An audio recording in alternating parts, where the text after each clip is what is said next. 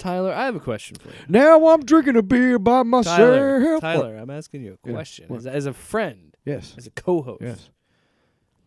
been reading a lot of Red Lantern stuff when we did our sideshow, Modern Mythology. What I think you would be a Red Lantern. I would just throw that out there. That's really original. I have red hair. No, I'm just saying you got a really short temper and you just kind of proved Whatever, man. Whatever, dude. I don't even know if I have one on my shelf. Whatever, dude. I was gonna say what power. That's it. What color you think you are, but I think you just answered. I fucking quit. Me and Jake running down the street with a handful of comic books, kicking ass and banging chicks and drinking beers No, not and me. smoking Not weed. me. I'm married. Yeah, well, I'm married. Jake. Can't do that. Yeah. Off panel, off topic with Jake and Tyler. Oh, what the hell happened? Nothing. Don't talk about it. If they wouldn't have even known, and now they know. Start over the pot. No. Welcome to Off Panel, Off Topic number 155. I'm Jake. That's right, because last week was 154. And that's Tyler. Good job. We got that figured out in post, everybody, because I couldn't remember if it was 53. You know, with all of these, because Furiosa messed it up because we had an extra episode in between. All these devices that we have, and neither one of us thought to look it up. I could have done it while we were confused. recording. I literally have the computer where the other files are on, but we are smart. By the way, record-breaking time. Ooh! In terms of singing, because you sang in like the first 4 seconds of this week's episode. This past week or this week? This current episode, you were singing within the 3 seconds. We were talking. Are you talking about the cold open? Yeah. That doesn't. Cold open never counts. Oh, man. come on. No, because if that's the case, then we always swear within the first 10 seconds. Oh, that's fucking bullshit. Well, there you go on swearing. 204. I haven't sang yet. And we're keeping it that Bullshit. way. You sang in the open. That doesn't count. It's part Cold of the opens show. do not count. I'm glad we're doing this on the air. Keep the running total. I will not sing until the fucking goddamn episode is over. I promise you. So this one is going to be... I almost went into a song right there. I promise you. You know? I promise you. That's you, though. I'm sorry, but I... Yeah, what about me? What's the rules on me? I'm just saying, like... So it's okay so if I you do didn't it. full confession, our father, who art in heaven. Give us a I stare, did Daddy not God. watch the most I have still, we're recording this on Sunday, I've still yet to see the most recent episode of The Acolyte. So we're just Acolyte! I'm gonna take this mic out of the stand. That sounds good. Sounds good. Because the stand. You don't want it like falling and just launching. You don't in your want it. junk. Yeah. Because honestly, the way it would fall, the trajectory is like literally just wham Yeah. That's a headbutt. off of the table. That's a headbutt, buddy. The head of the mic. That is not fun. You do the math. You do the math. It takes 2 heads to butt. Ouch. Look out for our new single. It takes That's a 2 figurative butt, heads to butt. not a literal butt. Damn, I really tried to bait you into a song there. No, I will not. I'm a master, you know. So we're gonna be a little bit boys centric. Maybe. Little boys centric this week. So we want to talk about the most recent episode of The Boys, and because we're not watching The Acolyte as much. I watched it. We'll review the next 2 episodes. So I'll watch episode 4, and then we'll just review it when we review episode 5. For the record, I give it a 2.5 out of 5. Oof. And here's why. They wasted a lot of opportunities in this episode, especially after the last one was a little bit of a stinker. That was a step in the wrong direction. And they kind of didn't really dig themselves out yet. So we'll be talking about see. The Boys episode 4, and then we'll season 4 episode 4, and then we'll also be talking about how it took 3 seasons for these right wingers to find their grift on this show, and now that the show has lost, and I will say, yes, if you look at the trajectory of the show. And throughout the series, like season 4 is less subtle about the fact that it's being out of its way to be like, yeah, firecrackers, Marjorie Taylor Greene, her Homelander's Trump. Her whole thing was like, hey, it's in the Jew part of the Bible, but it's still in the Bible. That part fucking, oh my God. A show that's been doing So it. spot By the on. way, a show has been doing this in existence. But because of the nature of the story and the trajectory of where it's going and where we are as a society, that it's got to kind of be really blatant and being like, hey, no, you're the bad guys. We're making fun of you and those kind of people. And then when he's out of season, when they're not filming, Anthony Starr grows his hair back brown the way it usually is, and a beard. he gets annoyed because people think he actually because acts he like doesn't, Homelander. Yeah, he doesn't want I'm to an be actor. associated with this psychopathic fucking narcissist. That's dude. what he said in the interview. He's a psychopathic narcissist. So thank you for not thinking that I'm like that. Yeah. Thanks. But yeah, that's the thing. People have. I honestly look. He does a great job, dude. And we'll talk about But yeah. that. But that we'll talk about that in a segment where because Critical Drinker just In a put segment where we call "What the fuck was that?" Critical Drinker just put out a video talking about The Boys, and neither of us have watched it. So we're gonna react to that in place of The Acolyte, and then we're gonna do a comic book review. We're gonna talk about Chew Volume 3, Just Desserts. Mm-hmm. Because it's going to be interesting. Because have you our and I Rambos. have some feelings about it, but I do have a what's in my mouth for next week that's Australian centered, so we can invite Mil Gebson onto the podcast. I'm not that guy. Yeah, we can invite him on to talk about these Australian cookies. Right. I just wanted to tease. Speaking of That's what's known in Australian, the biz as a tease. speaking of Australian, before we get into the topic, which Forces. Thanks. Australian for beer. thanks, Mom, for What? indulging this part. Nobody listens to this. They're just here for the YouTube video. Let's be honest. They don't care about the pre-topic discussion. They don't care about the Oh, fuck! No, but What is it? I want to say 650, maybe How much are we into it? 650 I totally fucking blew it. into the episode. Shit! That was close, man. You almost made it 10 minutes. I was pretty impressed. I could not help myself. You could have got away with it. I didn't even think about it. Yeah, I know. You know, right? I'm You know what? I'm so used That's to what kind of but integrity I have. That's the You got problem. integrity. Tyler, that's the problem. I'm just so used to You it. got integrity. I got integrity. Anyway, Okay. what I was trying to fucking talk about. Where are we? Okay. Tyler, we're in my basement. We're in my basement. See, now it's uncorked. It's Fuck. you broke the seal. It's out. I'm gonna have to pee every 10 minutes. Musical piss. Musical. That's your album. I was gonna call my next album "Fuck Yes," but now it's gonna be called "Musical Piss." And you got an enlarged prostate. That's why you gotta pee so much.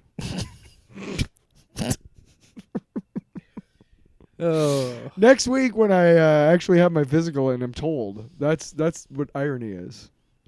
Hey, you. Okay. So what are we talking about? Who knows at this point? Let's talk about the boys. The boys.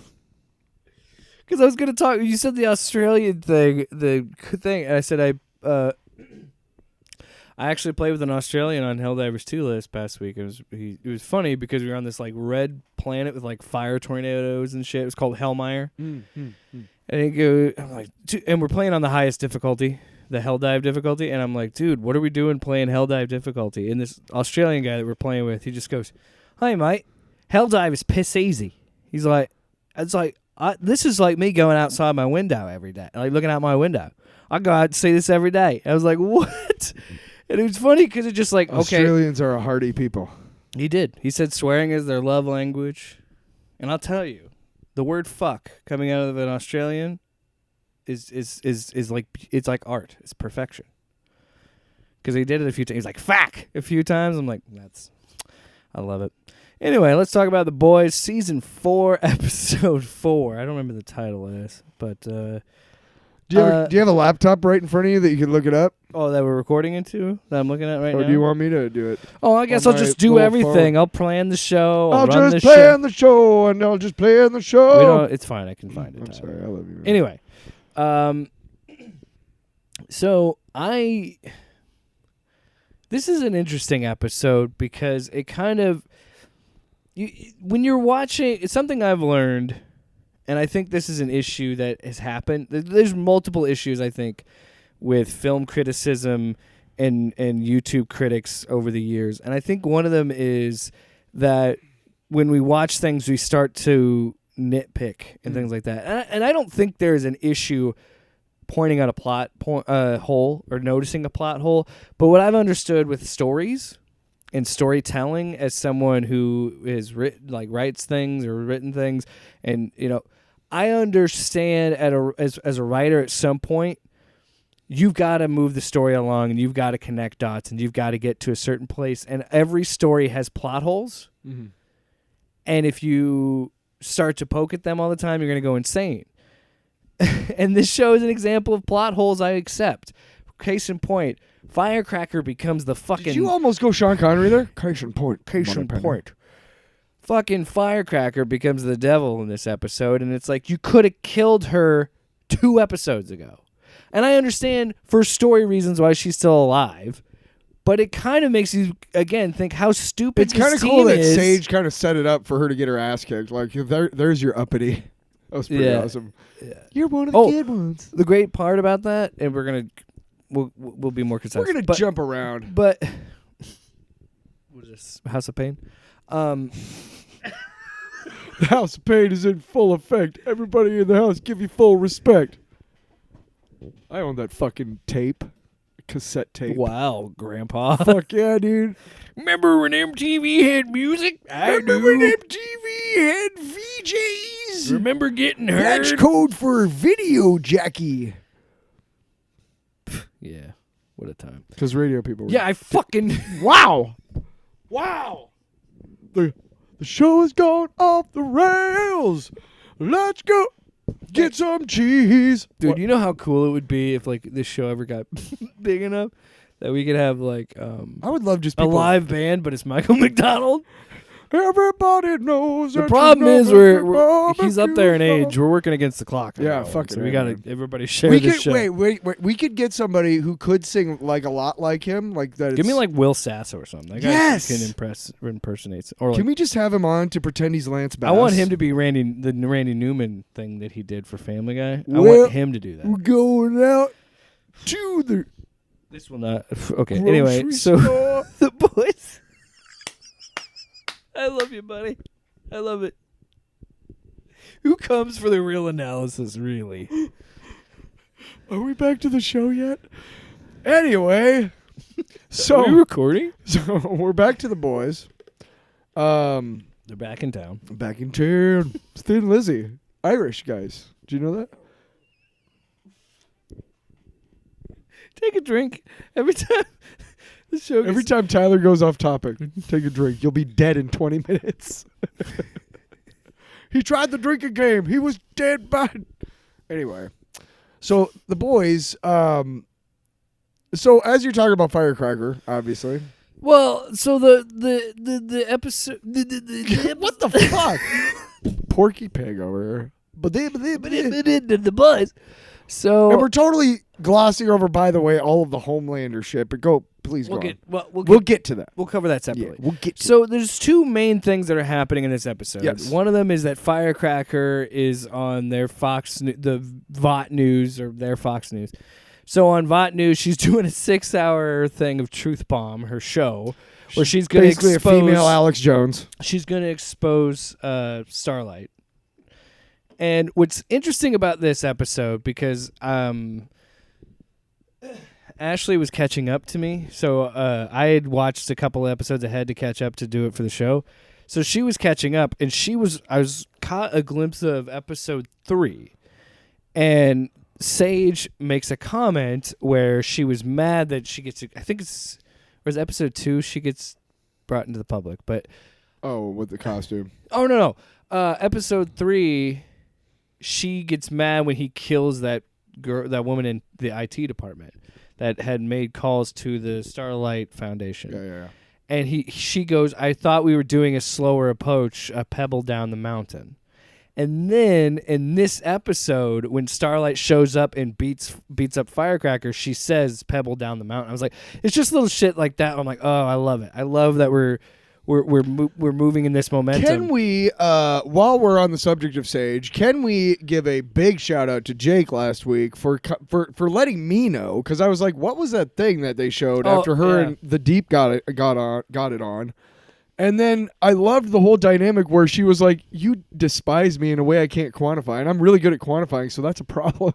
Yeah. And then later on, like, he does it for her. Oh, my God. Now, you had it right, but I was saying I hoped that it was some sort of tragic backstory where she had to do it every so often or else she was going to die. We were along the same lines because, But I did not expect through the eye. Because I thought something was, my explanation was it was to slow down her thoughts, but hers is just that her brain keeps growing, so it's not quite the same thing. But it's just, we were on the right track. I picked up on the lobotomizing thing because you and I think we even talked after the show, but I was like, no, because she was acting dumb. She was being different. She wasn't talking like she normally was. You have a hot take, and we won't get to it right now, but I want to say you have a hot take about this episode, and I am fully on board with it. But we'll get there. I am fully aware that I could be completely wrong. No, I know, but I thought about it after you texted it to me, and I'm fully on board. But let's. So the firecracker stuff, we get Butcher brought back on the team, and Butcher blackmails her to see. He gets the info that she is a pedophile. She had sex with a 15-year-old boy, and she said, which by the way, find out. He goes, if you don't help us and give us what we want, we're gonna hit tweet. And she goes, why don't I do it myself? Fuck around, find out, and leaves. And a lot of people were saying this about this episode where it was like, it's kind of scary of how effective and realistic this response to this was. Mm-hmm. Because, for one, again, to lay it out there and look, this show is so funny and effective when it's telling the truth. Comedy is the funniest when it's true. Yeah. And this is a fact. I'm not saying every single person that gets caught up in this save the children QAnon shit look, there's some good. I think there are good people that got caught up in that, and because people are just bored and they go down these internet rabbit holes. Right. But I think a lot of the times when these really hardcore ones that are out there, these QAnon level people that do all this shit and do all this Pizzagate shit and all this, then you find out they're projecting that they're fucking pedophiles. Yeah. More often than not. Yeah. And this show is an example of it, and then she spins it. And you could see someone like her doing that. Absolutely. Yeah. How many times are you like, oh, hey, this guy got arrested for doing this to a kid. Oh, and they were like a youth pastor. Tyler. No shit. Huh. They were the an accountant. Mike Tyson is a convicted rapist, and people are okay with him. Oh, dude. You know what I mean? The reason why there's no such thing as cancel culture is because fucking these right-wingers have shows, and they've said more than reprehensible shit. I'm just saying, and there's no cancel culture. People have capacity to change, but I'm just saying that, it's the whole thing of, like, people will forget about shit, and We've talked about this many times, my whole thing with the Led Zeppelin, Jimmy Page thing, and you had another...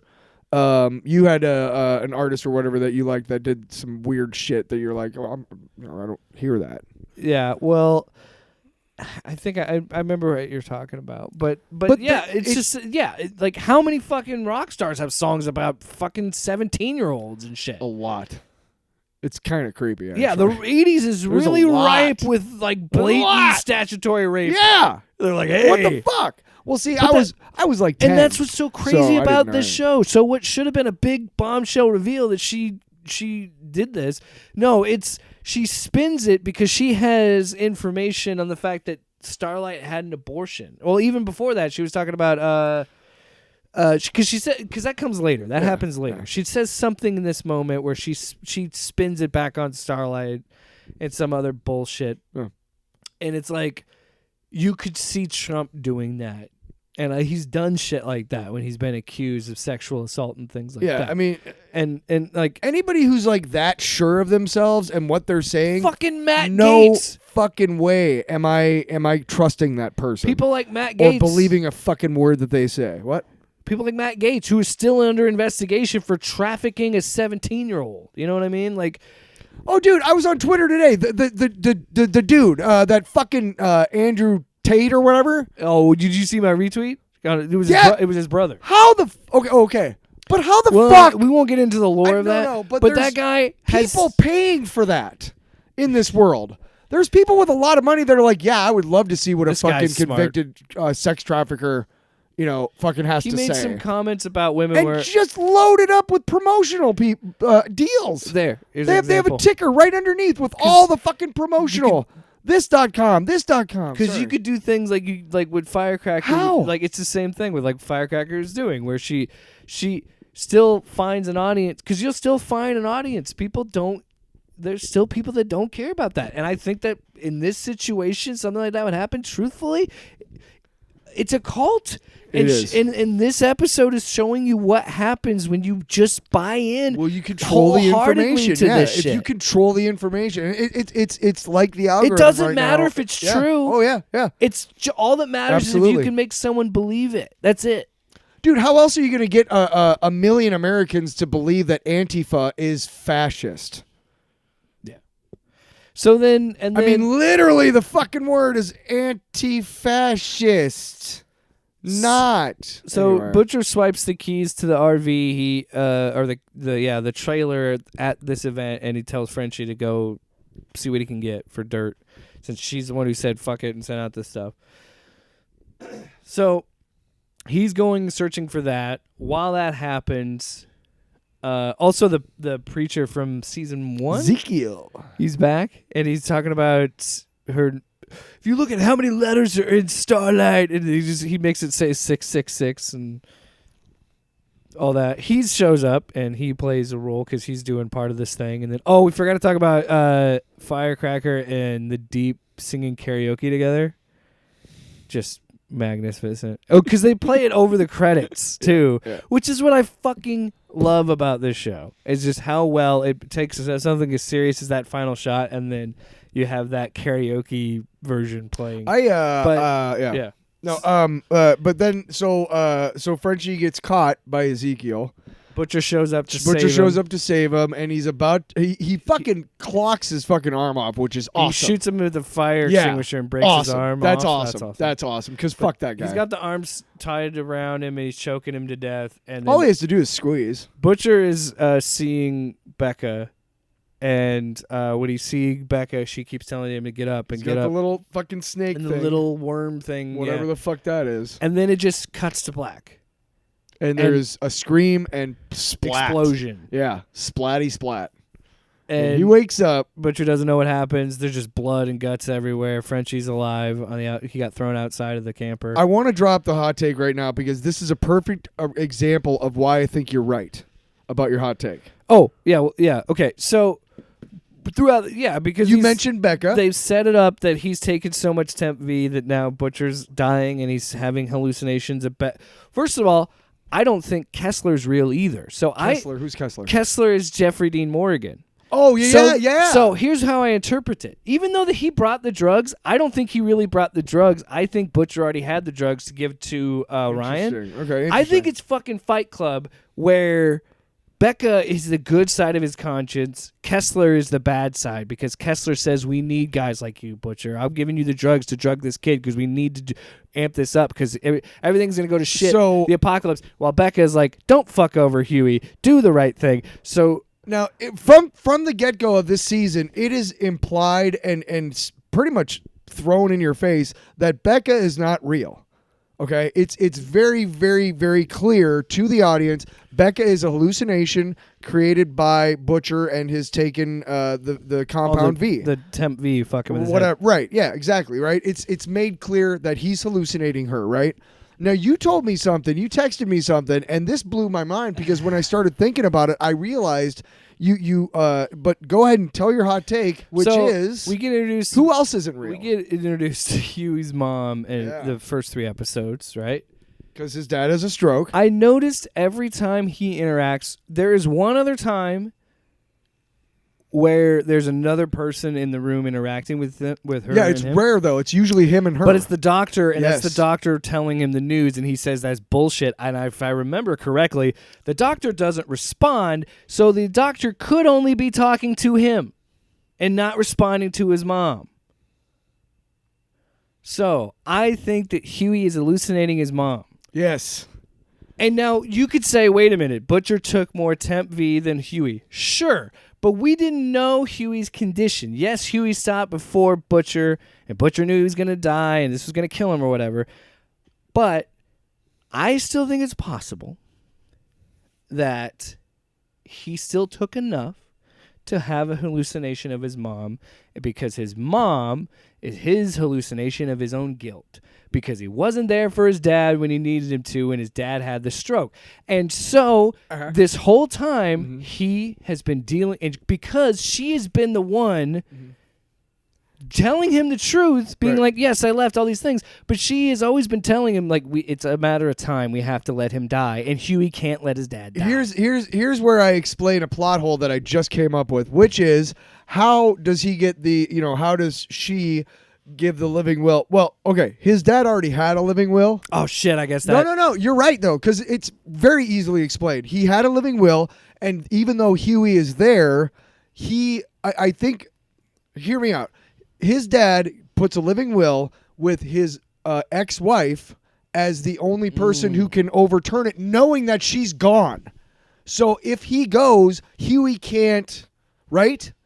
Kind of an insurance policy, right? So yeah, I don't know. I'm just saying that's why they removed the feeding tube, and Huey couldn't do anything about it. But here's the thing. And that's why, because I was going to say, why would he take the feeding tube out and then put Compound V in there? Here. This is my other thing. Right? How would she know to swipe the Compound V from his jacket, take the Compound V, know what it is, right, and give it to him? Right. She does it because it's his hallucination of guilt. The reason Just like Becca is the best thing about Butcher, the mom is the worst thing about Huey. Because if you think about it, again, in the same fucking episode, and maybe I'm looking too much into it, but in the same episode, Huey puts all of his blame for everything, including what's happening to his dad, on A-Train. Oh, yeah. Not his mom, A-Train. Because again, he cannot accept his own guilt. He keeps passing it on, and he blames A-Train just like he blames his mom. But he does forgive A-Train. Now, check this out. The reason why I was saying... I could be wrong on that, too. But that's just... The reason why I was saying... I'm just saying that the theme of it seems consistent. I want to explain why I was talking about plot hole, because you would say, well, what does it make sense that if his mom is a hallucination, then that means Huey would have had his feeding tube taken out? Not so. Again, the living will is there that his dad had in place to make sure that Huey can't do shit about it. Right? Because he doesn't want to... Right? And that's why Huey has to get the Compound But that's what V. I'm saying. And he had no Huey, choice in the feeding tube. And Huey made that choice because of his own not being able to accept his guilt, and because he... Is his mom in the room when he comes back? And he sees the blue shit? I don't know if she... But again, how would she know what it is? I'm just saying, right. Compound V is public, but that doesn't mean people know what it looks like. Obviously, no. I'm saying, like, it doesn't matter because she's a hallucination. But I wanted to see. I wanted to see if that makes a difference. It doesn't make a difference if she's there or not. That's my. But somebody put. Who else could have done it? I'm just saying it doesn't make sense that she would. That's my Cheetos flaming hot theory right there, baby. Cheetos. Flaming hot theory coming in hot town. A couple things before, because I want to dedicate as much time as possible to the Homelander stuff. So we also get more of Sage and her storyline of setting all this up with the firecracker stuff, and then having the interesting relationship with the Deep, where she can only connect with them. Move Flavor Town, my pussy. But this is what's funny about. That's great. What's funny about their relationship is the fact that it's built on the fact that she has to lobotomize herself to enjoy him, because he's so fucking dumb. She has to. If you're a shallow enough person, then a guy like the Deep, all you care about is what they look like. Yeah. And the Deep is hot. Physically, I guess. I mean, she is also human. She's also human. Like, she has her own needs physically. So I mean, everybody got to scrape out their brains every once in a while. Okay. Everybody got to scrape out their brains and get laid. It just happens. It just happens. So yeah, we get the backstory that the reason she is the smartest person in the world is because her brain never stops growing. It's always keeps growing and growing and regenerating. Like, she has done this before. So she was lobotomized in the last episode. Yep. So she's done We this don't a know lot how because often she has to do it. But she's done this a lot because she found out that, yeah, like, you know, and again, the explanation is kind of along the lines of what I was thinking it was going to be of, like, I just want to not have my brain be like this for a couple of hours of, and she kind of just says, like, a couple hours of peace, or a couple hours of silence of just, I want to be able to, be dumb for two. And you know what? That's a human thing. Everybody likes to have dumb, silly fun and fuck and have, you know, like, it's a human thing. I live that life every day. Everybody has a fling. I live that life every day. Everybody has, you know, the one person you hook up with that's kind of dumb. Yeah. And I had a. and by that back I mean, in Iowa City. Yeah. when I hook up with, I mean myself. That's me with the spit in my hand. Speaking of spit in hand, yeah, let's talk about the Homelander stuff. Yeah. See, I wasn't making a joke. I was doing making a a segue. transition. And how this is the beauty of this show. How rarely can you use that as a transition in the show? Not many shows you can do that. So The funny thing about that, ironically, is you can use that segue a lot for this show, so this other, but no other show. so this other of like plot line that's happening is Homelander goes back to the start. Goes back to where they did tests on him as a kid. And I love when they give him a chance to do like 4 different Homelanders at once. It's fucking brilliant. I know it was just from last episode, but I love those moments. And listen, I've said time and time, big dick energy. what I said time and time again, I think that, you know, at the end of the day, I don't really care about if a show or an actor wins an Oscar or wins an Emmy, or if a movie wins but my God, this performance, like, I was, you know, talking with friends about it, and it's truly one of those things where, like, I was texted, like, hey, what were your thoughts, you know? And my first thing were like, I really enjoyed it. The Homelander scenes were incredible because it so perfectly encapsulate what makes an amazing villain. Mm-hmm. Is in this episode, you level with him. Mm-hmm. In this episode, you understand why he is the way he is. But by the end of this episode, you're like, he's still a piece of shit. Unbelievable, evil fucking piece of shit. Yeah. Because at the end of the day, he still believes he is better than the human race. At the end of the day, he still says, I'm not human. I'm better than you. The fucking fucked up thing. It's fucking gnarly, man. It was a great opportunity to learn about what kinds of shit he did go through, especially in that frustrating kind of detail. Like just, okay, you can stop. You can tone it down, whatever.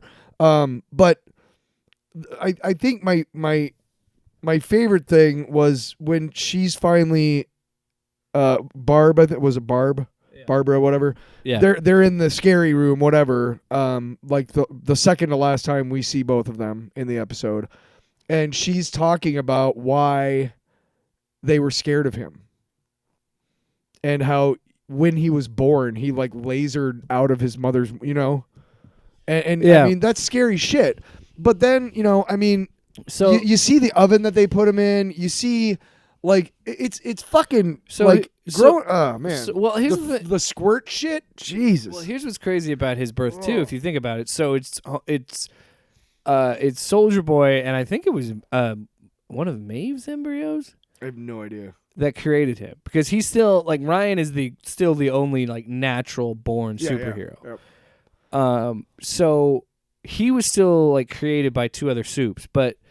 Yeah, and that woman she was just a carrier that he just lasered out of. Yeah. And like, and so they were scared. It's like, still, you threw a kid in a fucking oven. You harassed this kid. Like and it always goes back, and it's again what makes it so good of a storytelling is like it's something that you see a lot in like true crime stories of people that are murderers, or it's a lot of it is they didn't have a good home life, they didn't have a good upbringing, and so you see how Homelander becomes who he is because of being fucking tortured every day. Yeah, it being a lab experiment like that. So she makes the point that the basketball scene, the basketball scene just kind of set this up to kind of go, because we keep cutting back and forth, and as it keeps cutting, it gets more and more unhinged, and And again, you were talking about, you see Anthony Starr play him in so many different ways, where it's so good because of the whole. It's like, again, you start to level with him because he plays that boyish charm of that Superman Clark Kent kind of oh, you don't remember, I brought cake, and it's a little reunion. And even then, they're like, what's going on? Because they know... Well, he's not supposed to be there. He's not supposed to be there. And they know what they did to him.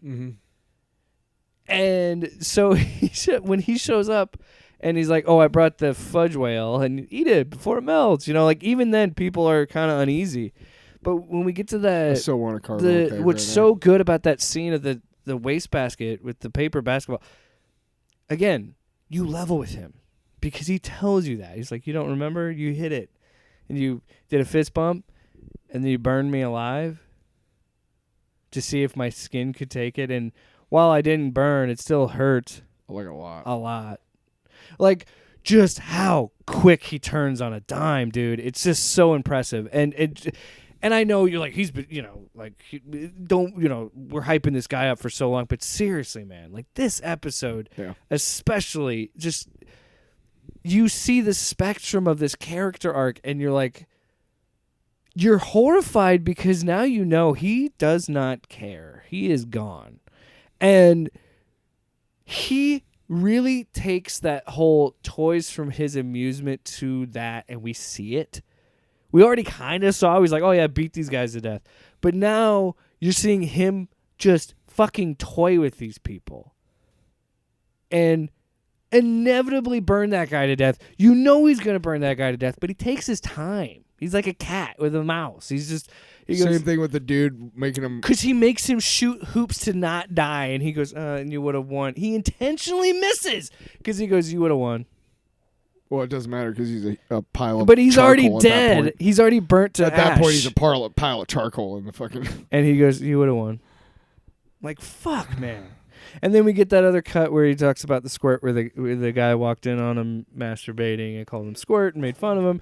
So then he makes this guy masturbate in front of his fucking coworkers and humiliate him, and he can't get hard because obviously how are you going to get hard in that situation? We have a madman laughing at you while you're trying to jerk off in front of your coworkers. You know what doesn't help? Get hard or I'll laser it off. Hey, guess what? If you want to keep your... Yeah, just go ahead and laser it off.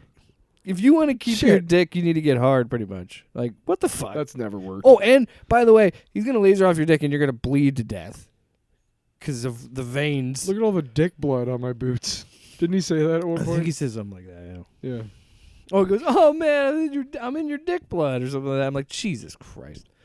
So then Barb shows up and just says, put him out of his misery. And even this. He crushes his skull. He could have lasered him.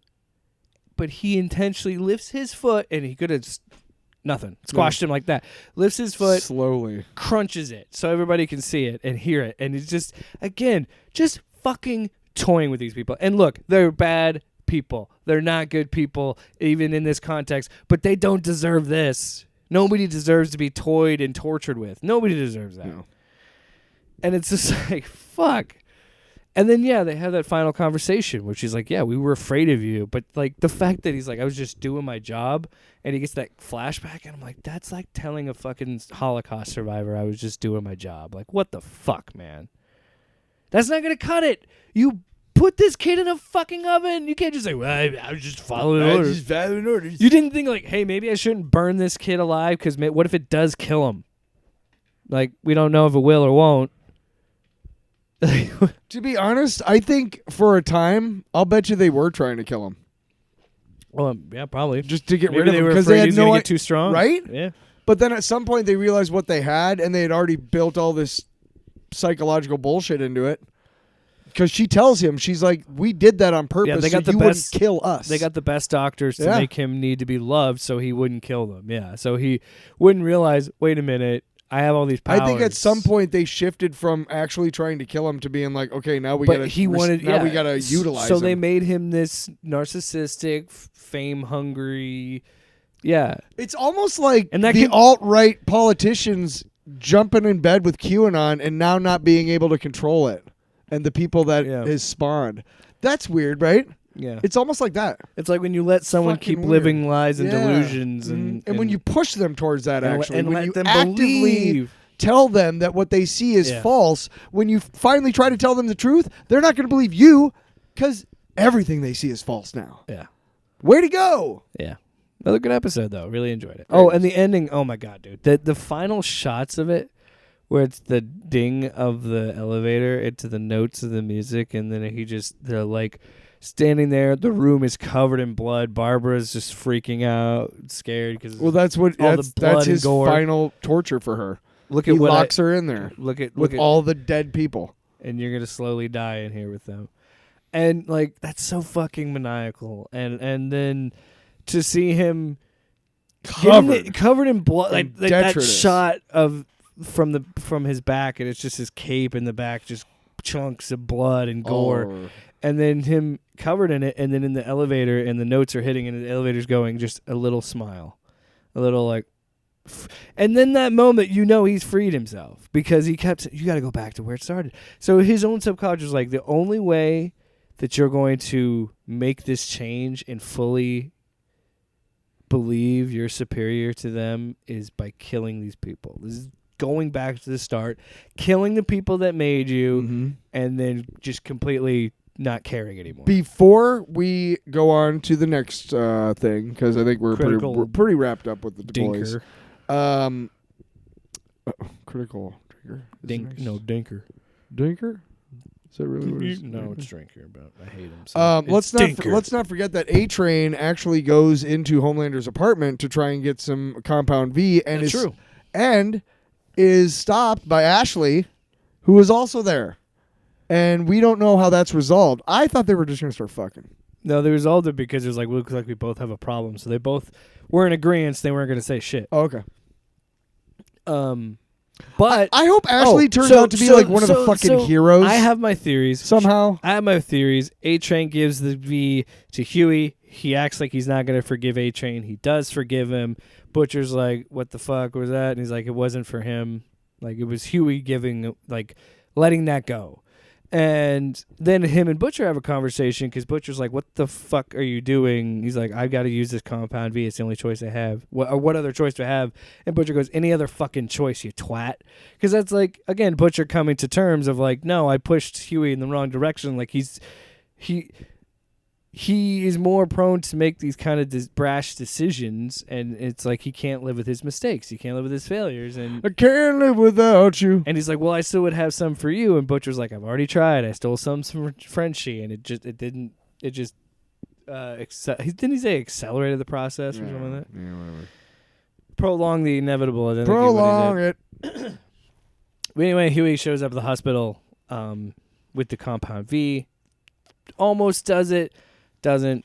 Puts it back in. He kind of has a moment where he cries because he accepts his father's death for the first time. Leaves, comes back, and then his mom is standing over his dad as the Compound V is pumping into him, and his heart pumping up, and like him coming back alive is intercut with the dings of the elevator as Homelander leaves. And there we go. What if it's Huey's dad who takes apart Homelander? But again, I still think Huey gave his dad the Compound V because I believe you're right. his guilt Let's couldn't move let on. him deal with it.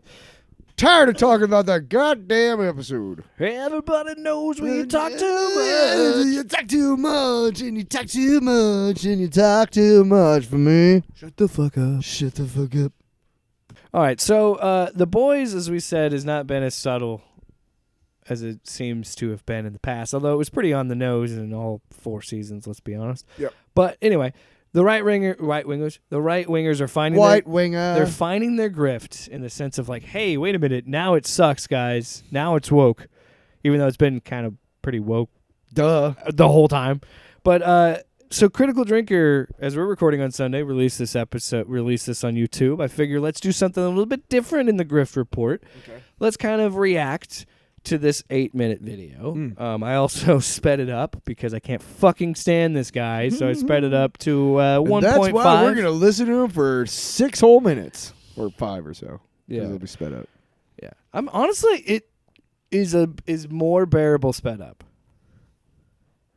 because in my head I know it's over faster. All right, so let's here do we go. Critical fuckface. Sorry, Drinker. Critical Credit card dunker. Critical dickhead. Credit card dunker. Got it. Cool. One of the questions that comes up pretty regularly on Open Bar these days is, Drinker, you tough-talking, charismatic gunslinger with a dark past, when are you going to review The Boys Season 4? Should I speed it up The more? Boys. Now that's a name I've not heard in a long time. You know, I used to be a real fan of that show, to the point where I actually gave the first season a Drinker Recommends Awards. And truly, what higher accolade can one bestow upon a work of art these days? Anyway, at a time... Okay, so he liked the first season. Yeah. You notice they all say shit like that? Like, I liked it at first. yeah, and then it got woke. AKA, I gotta make money off this. When the superhero genre was already becoming kind of stale and played out, The Boys came along to completely tear up the rulebook. Okay. Funny, violent, irreverent, and wickedly subversive, with a complex and well-written cast of heroes and villains, plus a whole lot of other characters in between, and a story that brutally skewered everything from fake But corporate where does it activism fall to off? our obsession with celebrity culture, media manipulation, and cultural warfare. It was really Of which everything you could are a ever in part, like you this. fucking I kinda checked fuck. out after season 3, Holy because I was fucking turned down shit. superhero Pause, stories. please. This dumb motherfucker is talking about how it's subversive and takes swipes at the very fucking empire that you helped create that is built on your bullshit. I love it. You fucking... I know. You I know. You fucking personality. You're a fucking t-shirt. You're a fucking movie of the week, to quote Brad Pitt. God, these fucking people. This is what we have to deal with now. For us to have any sort of shot at getting our actual art to anybody, we have to be fucking shitheads and talk about shitheads like this, Right. so that we can get any sort of attention. Fuck you, dude. Thank you. Thank you. Again, I love it. I love Being it really when loud. guys. Sorry, everybody. I love it when guys like him like talk about the culture war shit. It's just like That he created. your That he whole makes money empire, off of? your whole Yeah. fucking empire. Piece of shit. God. General, even shows that subverted the genre, and partly because I could see the way The Boys was heading as a creative property. Oh, okay. The complex, nuanced, and multifaceted characters were slowly morphing into simplified parodies of themselves. The central storyline was becoming trite and predictable, and the bitingly witty satire was becoming more overt and partisan with every season, parroting the same predictable talking points. Partisan. Again, the show is just being a little bit more in your face about you're the villain, dumbass. You guys will always be the fucking villains because whether you like it or not, you speak the language of an oppressor. Yeah. Firecracker in episode 4 is exactly this shithead. That kind of shithead that just live streams everything when And they're they taking know a shit how many or times going have I to get a muffin. How many times have I said it? They know that they can never get anybody with real... Why am I looking at the TV like there's a camera? Because there's an audience. In my mind. Look at all those ants. They're out there in my head. They're Ants? Yeah, the They're bugs. out there in my head. Okay. Get out my basement. Get out of here. You darn idiots. It's just... Varmints. This is the thing about conservatives in general, conservative media, conservative anything. It's the same shit. They can't understand. They know that they cannot do anything creative enough to get someone's attention, so they have to make some bullshit narrative, bullshit controversy to get some sort of outrage going, and it's the same shit. And it's always, oh my God, a straight white man isn't the lead. We're pissed. It's woke. It's feminists. As every other Hollywood product. Basically, The Boys just wasn't cool or interesting anymore. It wasn't fighting the Oh power, my it wasn't gosh, the critical fucking drinker is the king of what's cool, everybody. Oh, man, I didn't know that. It just wasn't cool anymore. It wasn't cool anymore. AKA, I couldn't grift off it because it's actually fucking good and people like it and it makes fun of me and my audience because I've cultured a bunch of fucking Nazis. Do you think we're going to get canceled because we made fun of his accent? Oh. His outrageous accent! Tyler, we took it too far. We can't Sorry. say that they're outright I'm people sorry. or their Yeah, fans are yeah, Nazis. Yeah, even though they are. And even though they purport to champion the things that Nazis champion. I'm not saying... very clear. I'm not saying Critical Drinker's a Nazi. I'm not saying Neurotic's a Nazi. I'm not saying they are Nazis. They are. But I'm saying, but thanks, Tyler. But he said that. But legally, he said that. I will throw you under the bus. Fuck yeah. Because they're rich, they can afford lawyers. But what I'm saying is, shit about our 300 subscribers. I'm just saying you tend to get a certain type. Is all I'm saying. Yeah, a little bit. It wasn't raging against the machine, it was part of it. What was once rebellious, subversive, and irreverent had become just another mouthpiece for the safe, corporatized, hollow, and performative activism that it once so brutally mocked. So I wasn't exactly brimming with excitement at the prospect pitched it up to of sacrificing 1.75. Is that too bad? Season. Frankly, I've got better things to do with my time. But hey, maybe they managed to turn things around. I mean, Stranger Things was drinking at the Last Chance Saloon for me after a disastrously bad Season 3, only for the showrunners to listen to fan complaints and come back with an absolute banger of Season 4. Maybe we'd actually get something similar here. So it was off to Rotten Tomatoes for me to check out the reviews. Not the critic reviews. And also help review bomb it. Gives a shit what those fucking shills have got to say about anything anymore. I'm talking about... Did he just call Rotten Tomatoes shills? Yeah, okay. You fucking douchebag. So, hey, make up your fucking mind, assholes. Yeah, because when you want to make fun of the Acolyte, you use the audience score as if it matters. And then... You call Rotten Tomatoes shills because it has positive scores, but then look at the audience score. That's the real score. That's the real but score. Also, fuck Rotten Tomatoes. So what are we using, fuckers? Yeah. Well, they just move the goalpost wherever it suits them. They don't have actual, By the way, thoughts. Season 1 of The Boys. They have sold their soul to the devil. Tyler, that is money. Season 1 of The Boys didn't have, it was both sides the whole way, man. Both sides, despite the whole villain of the show this whole time being a caricature of Donald Trump. But whatever. It all changed with Season 2, and it wasn't cool anymore. It wasn't cool. It mocked the thing that it tried to mock. Mocked reviews, it. Which is the only semi-reliable barometer for quality these days, and it's 51%. I mean, the audience scores have been gradually declining from an all-time high of 90% in Season 1 to 75% by Season 3, but that's kind of in line with most shows, to be fair. By the way, let's... time out. Okay. Metric here. Season 2 onward.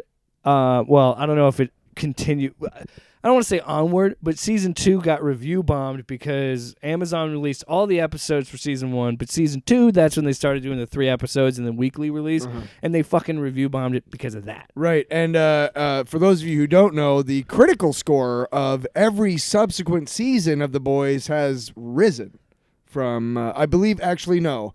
Last season was 95%. This season is 98%. Also, critical scores. Also, you know what else happened in Season 2? What else? You know what else happened? Huh. The villains were saying the shit that their fans were saying, and then came out to be a fucking Nazi. Whoop.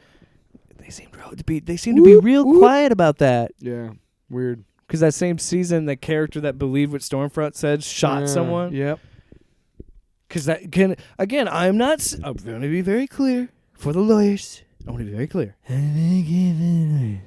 I'm not saying that watching Critical Drinker or Nerdrotic will make you shoot someone. Oh, no. I'm not saying that. I want to make that very clear.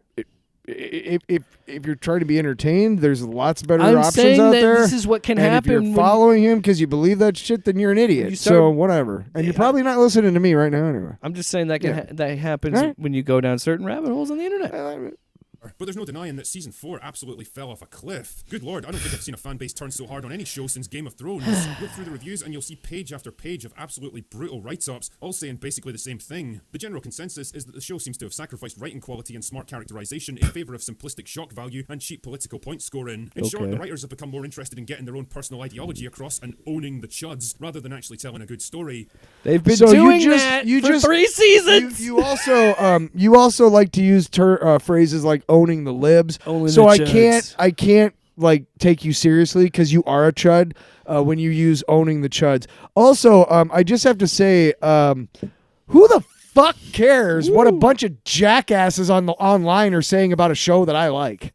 Why are you spending time paying attention to when I'm in the mood for a good laugh, I go and check out one of our YouTube shorts that has where we're owning the chuds, as you say, you dumb fuck. I like to look at those because you guys just can't help yourselves, and you just have to fucking comment like it's like flies. It's like moths to a flame, right? And you just come and you're just like, and it's bad spelling and bad grammar, and you're just all chuds. And if I want a good laugh, I just go and read some of them because I'm like, wow, you guys are actual people. But go ahead and please talk more about owning the chuds, you fucking dipshit. My favorite is when like God. they try to call us gay or Or like, soy boys. or like betas or soy boys. I like something soy. I do. I hope somebody takes that Soy's- as a fucking... Soy is delicious. Soy is delicious. I love me some soy. Soy boys. That's a drop. Well, that sort of strategy never really pays off. Naturally, I was curious to get the other side of the story, so I took a look at a recent interview with showrunner Eric Kripke in The Hollywood Reporter. Uh-oh, And here he we had go. this I to knew say he was about gonna talk accusations about that it. The show had become too partisan. I clearly have a perspective, and I'm not shy about putting that perspective in the show. Anyone who wants to call the show woke or whatever, that's okay. Go watch something else. But I'm certainly not going to pull any punches or apologise for what we're doing. Some people who watch it think Homelander is the hero. What do you say to that? The show's many things. Subtle isn't one of them. So if that's the message you're getting from it, I just throw up my hands. You know, why do I feel like this is rapidly becoming a tale as old as time? A show gets A tale as old He as doesn't answer that at all. He doesn't answer whether he thinks Homelander is the hero or not. Like, he doesn't answer any of what Kripke said. He just goes into some stupid ass Well, like, here fucking we go allegory again. or analogy that proves his point, even though it makes no point. He doesn't even answer. 'Cause So it- do you think Homelander's the fucking hero, dude? Critical drinker? Answer me, you fuck. Sorry. Answer me. It's a tale as old as time. What is the tale? The tale as old as time being Dumb like fucks with the a YouTube conservative- channel? The tale as old as time is being the conservative, being the fucking dumb one. A tale as old as time. Having a YouTube channel. popular and goes mainstream, the writers get a little too overconfident and think they can use it as a platform for their own personal hang-ups. The fans start to push back against them, and instead of taking that criticism God damn it! How dare any fucking writer put any fucking political ideology, anything Yeah, like... how dare like, you put any of yourself into your art? It's like, you know what fucking pisses me off? Why Like, aren't you an it's- AI bot? It's what pisses me off is when people think a movie like fucking Star Wars is political, dude, even though it has wars in the name of it. By nature, war is always fucking political. And they're fighting an empire, you dipshit. God, I slapped the table too hard for that bit. Yeah, you did.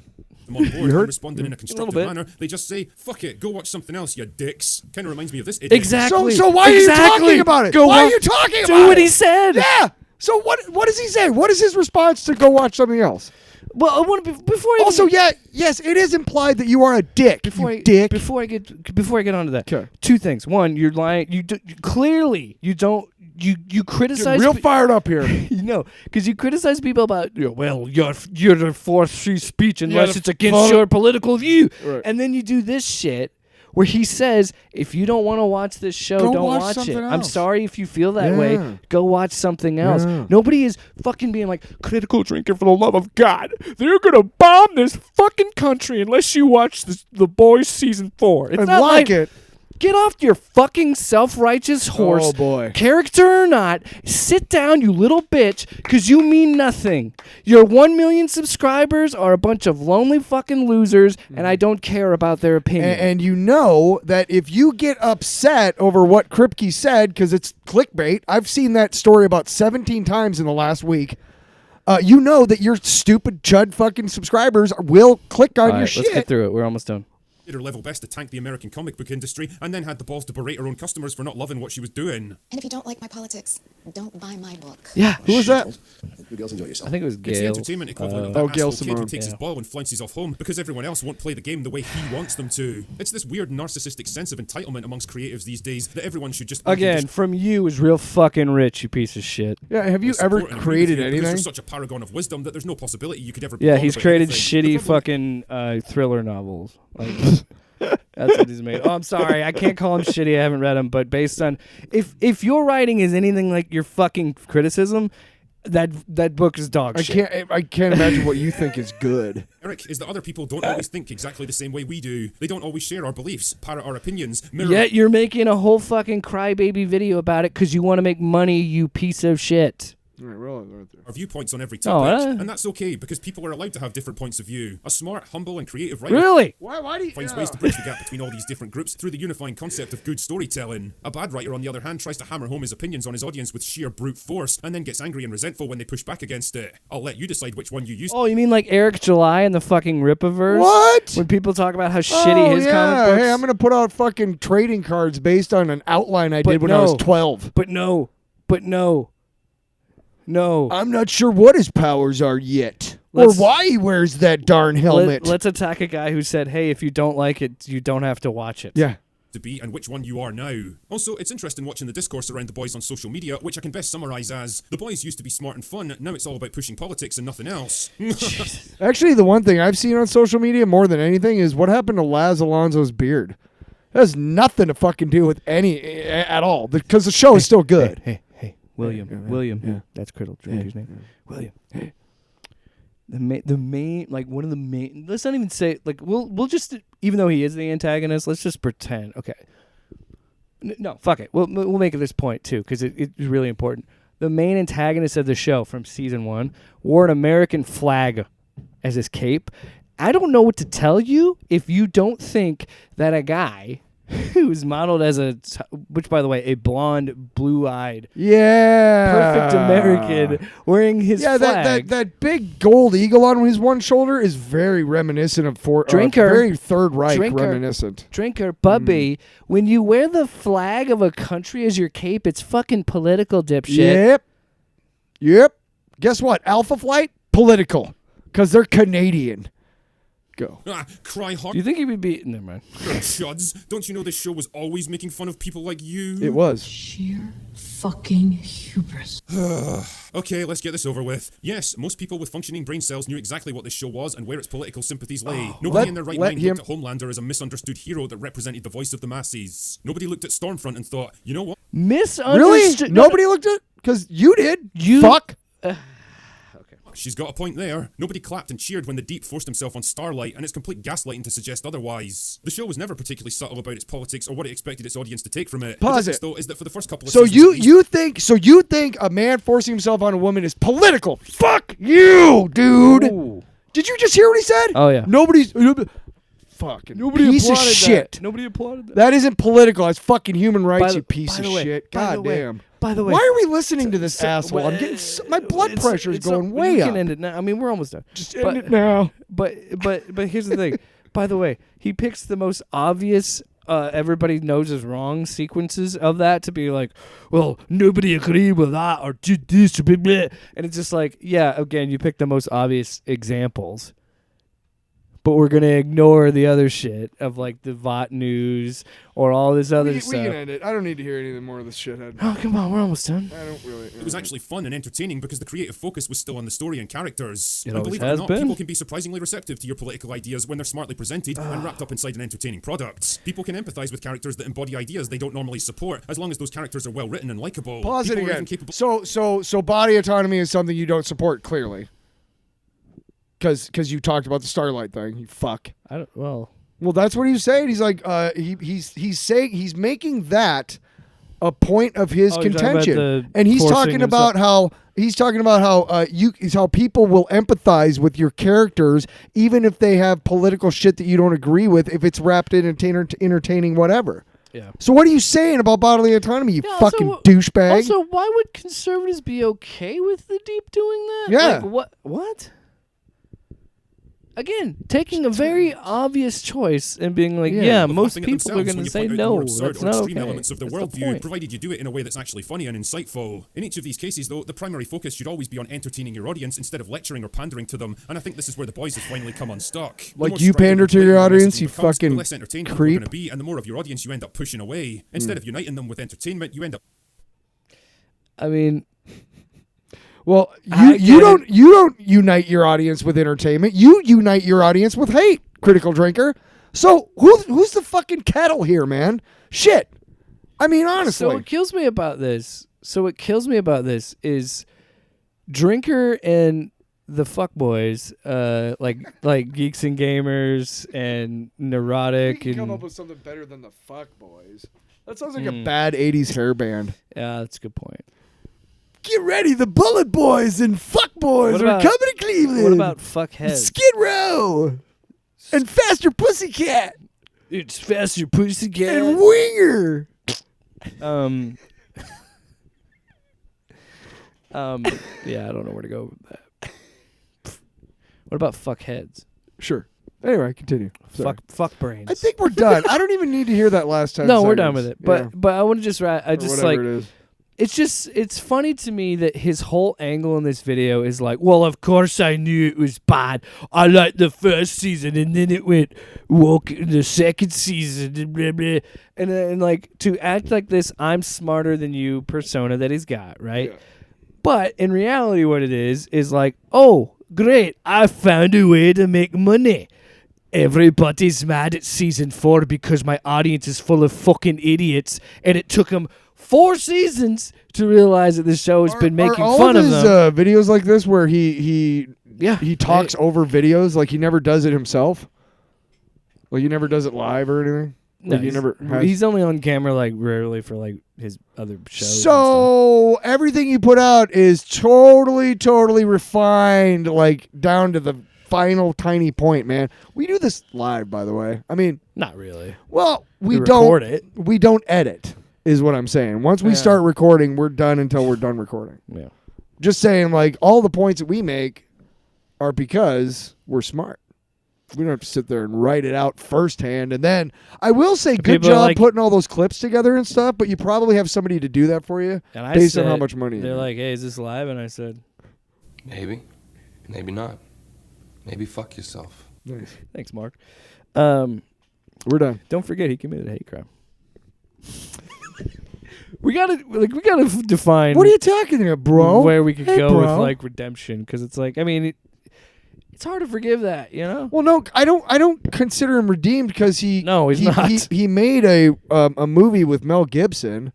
Sort of Will Ferrell, by the way. You fucking douche. Anyway. Hey, if I was on that plane, 9/11 wouldn't have happened. Just saying. Yeah. Also, he's gone down this rabbit hole of like him and his brother of this like not quite alt right, but they're definitely like leaning that way. You know, his brother plays a cop. I wouldn't say alt-right, I'd say he's in alt-world, bed with but- High V, and High V is the fucking devil. So, yeah. Don't tell anybody. No. Don't tell anybody I work with that I said that. All right, let's talk about some comics. You know what? I want to make sure there's an armed guard protecting my bread. You better believe I can put a hole in you, a hole in the wonder. I'm the High V CEO, and I'd rather have a dead person in the aisles than a person feeding their kids over a loaf of bread. You should have thought before you grabbed that peanut butter. thought before you thought I gotta feed my babies. Okay. Well, look, man. I mean, what are you saying, High V? We should probably censor some Now of I'm this. imagining the fucking Hy-Vee SWAT team There goes. bringing down. No, I'm talking about rabble. Break. Whip, whip, swing Oh the shit! web. That was- Oh shit.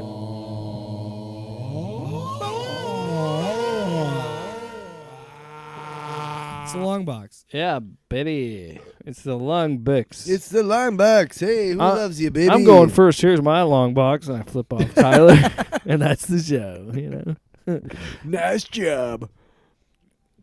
Why? that's his. The audience right now. Yeah, Why? and you know what? It's your fault. It's your fault. Be mad at yourself. All right, Tyler. Newhart. No, I'm kidding. I'm kidding. All I hear this fucking guy. First of all, thank you for dog sitting for me.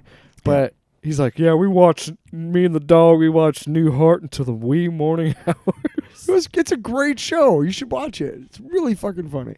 It's one of those shows that doesn't Is it a fine wine? It's better with age. fucking A, man. This is the third time I've watched through the whole series. What's it about?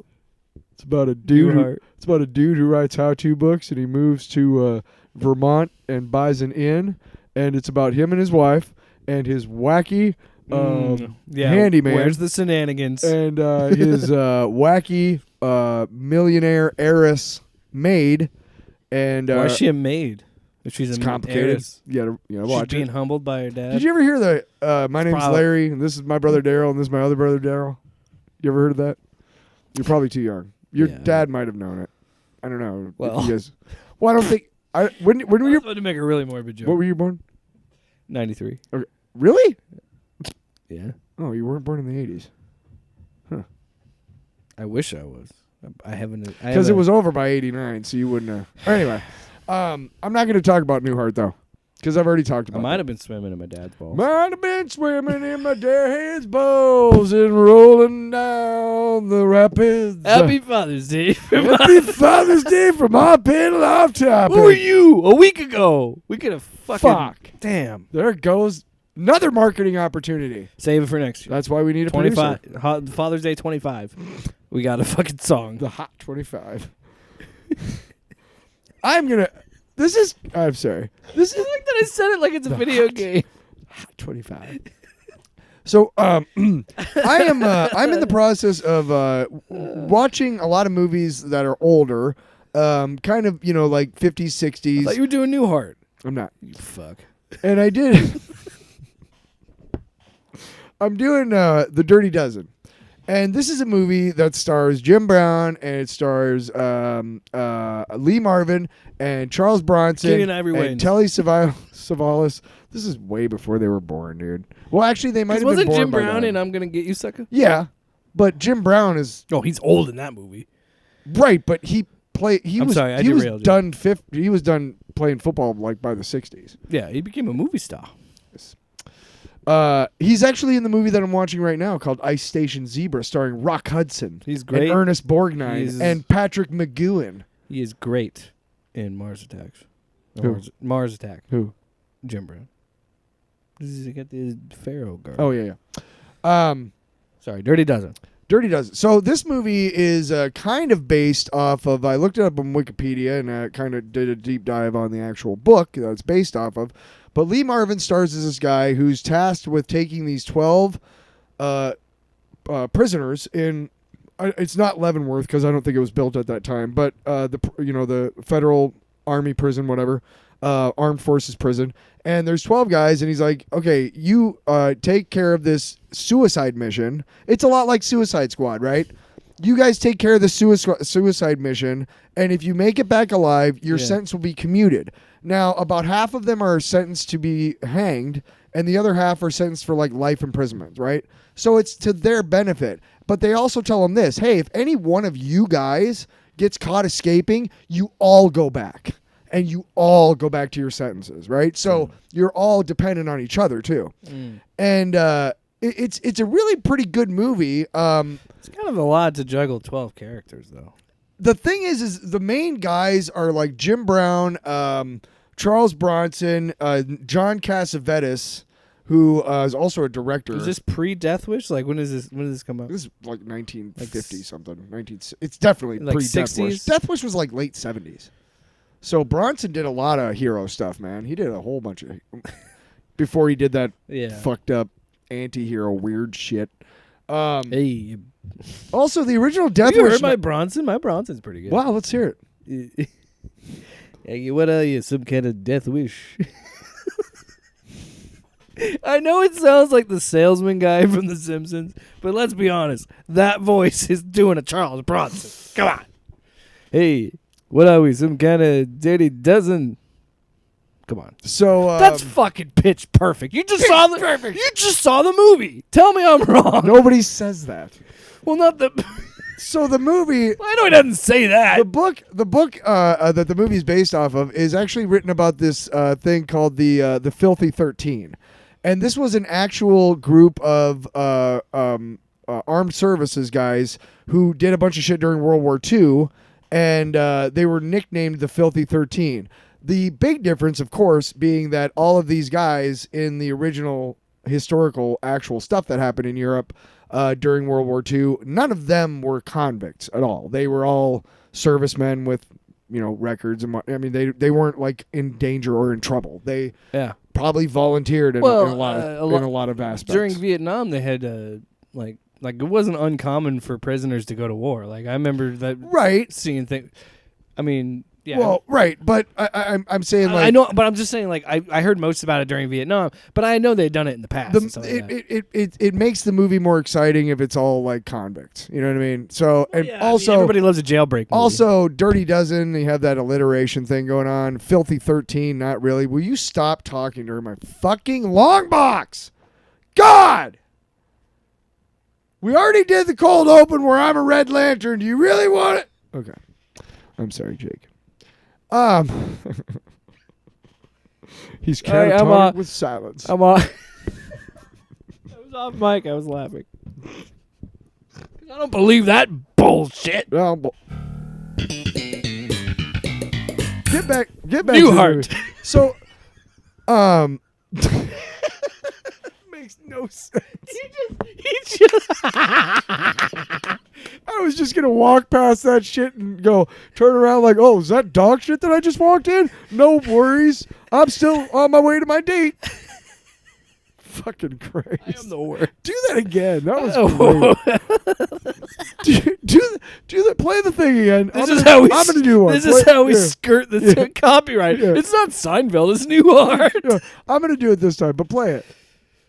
We'll make a joke, fucker. No, you play it, and then I'll say it at the end of the theme. You like say did. Newhart? No. What are you gonna Just play it. Why? Cheers. Silver Spoons. What of all Webster. of all the sitcoms? Golden Girls. Could have said MASH. Facts of Life. Silver Spoons. A-Team. Manimal. Hold on. Airwolf. Hold on. Did you say Airwolf? Yes. Starring Ernest Borgnine. and Jan Michael Vincent. Go from Knight suicide Rider. is painless to Korea.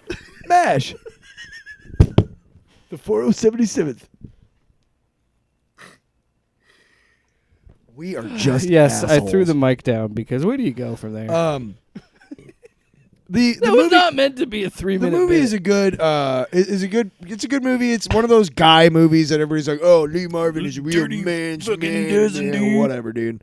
Yeah, I don't really get the whole like, let's kick each other's ass. That's how we show we're friends. Let's beat the ever living hell out of each other. For Christ's sake. You know I hate that? I hate that bullshit. Well, that's why it's like a guy movie, because there's a lot of like guy stuff going. I don't know what that means. I will tell you right now. All my adult do. male relationships, at no point did I say, hey man, we gotta fight and then we'll become We gotta friends. beat the shit out of each other, and It's then there'll be bullshit. respect. It's just like men shouldn't cry. It's bullshit. I cry all the time. Cry ya, baby. Every time I see my paycheck for this show, I cry. Nothing.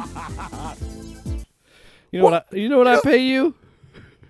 $1 million, bitch. You know, it's not so bad that I don't get anything. It's the fact that you take the time and the money to make up a mock check for me every 2 weeks that has my name and my address on it in the upper left and then the date in the upper right. And you even sign it real, whatever. And it literally says 0 and 0 100ths. And you put it in the memo, You know you what? put for your contribution to the show. And that just is insulting. You know every what? 2 weeks. You know why I do that? Why? I'm ballsy. I don't take no shit from anyone. Kind of like the guys in The Dirty Dozen, which is a great movie. Go check it out. That's my long box. So is there any Pew pew quip. Pew, in that pew, movie? quip. In that Well, movie? I mean, it's a good movie. Again, the action sequences are pretty good, and the characterization is actually really good for a movie of that time. But it's a war movie. You know what I mean? It's better than most. I would recommend if you haven't seen it to see it.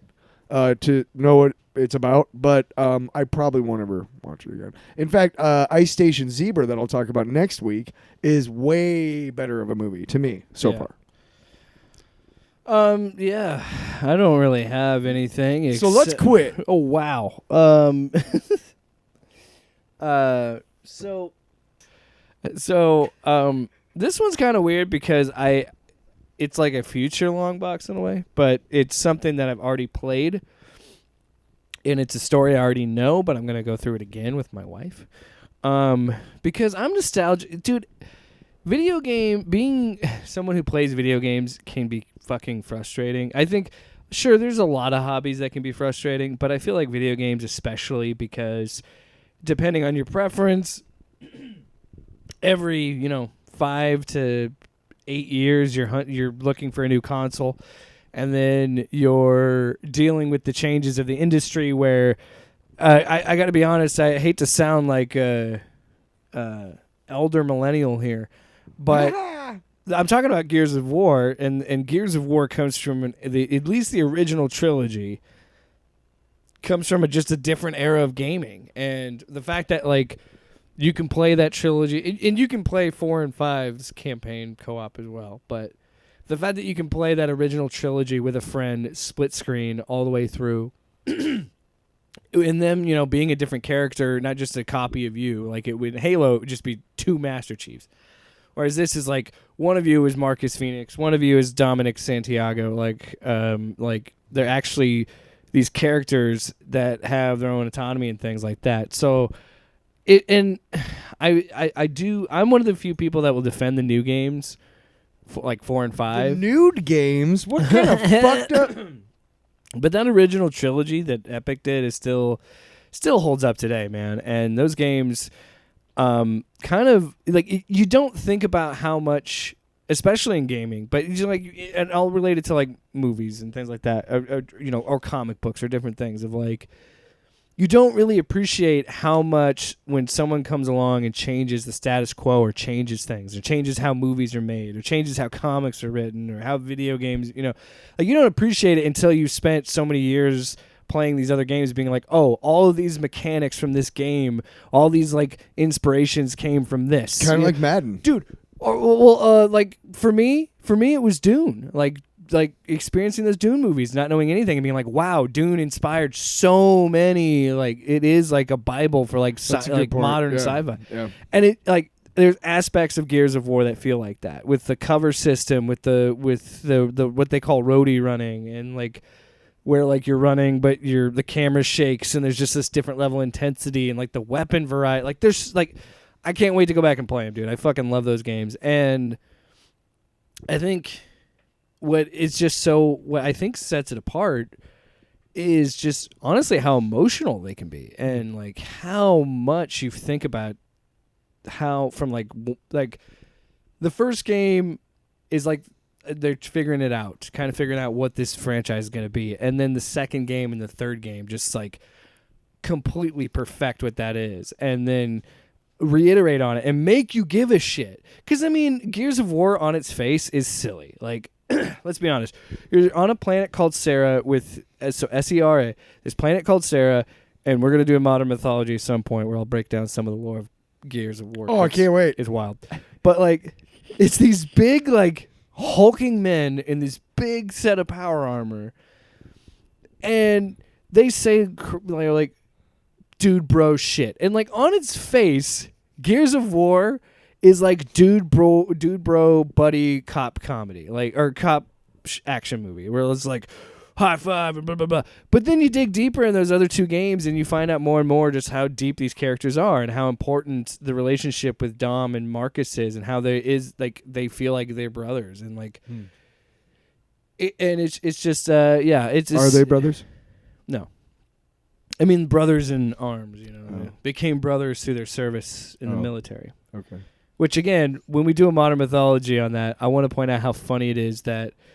Before the conflict that you play in the games, in the lore, there is a 79-year war over this this fuel that's a cabin in the woods. Oh, there's a name for it, and I fucking forgot it. Emulsion. It's called emulsion. It's like this glowing like fuel. So there was an 80-year war between the COG gets really high and this other group, the United something Rebellion. I can't remember, but I want to wrap this up. So I'm just trying to be as quick as I can with this. But I'm saying that they engaged in a 79-year war over this resource, and then they ended the war. And then 6 weeks later, the enemies that you fight, the locusts, the like monster-looking alien things, show up and pop up out of the ground 6 weeks after they just finished a 79-year war. So it's just like these poor people, like they constantly are fighting. They don't know peace.